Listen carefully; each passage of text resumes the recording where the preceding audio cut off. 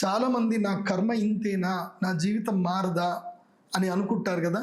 కర్మ, సో పాప కర్మ ఫలితం అంతా కూడా పోయి శక్తి రావాలి, మంచి ఉద్యోగం రావాలి, మంచి వ్యాపారంలో సెటిల్ అవ్వాలి, కొత్తగా ఏదైనా వ్యాపారం స్టార్ట్ చేయాలి, జీవితంలో మార్పు రావాలి, సెటిల్ అవ్వాలి, లైఫ్లో సెటిల్ అవ్వాలి, స్టెబుల్గా ఇన్కమ్ రావాలి అని ఎవరికైతే ఉంటుందో వాళ్ళు వృషభ రాశిలో పుట్టి మీరు లైఫ్లో సెటిల్ అవ్వాలి, మీకు ఆపర్చునిటీ రావాలి, ఉద్యోగం రావాలి, మీ కర్మ ఫలితాలు మీకు ఏవైతే నష్టం చేస్తున్న కర్మ ఫలితాలు పోవాలి అనుకుంటే మాత్రం వృషభ రాశి వారికి మాత్రం ఇది ఆపర్చునిటీ.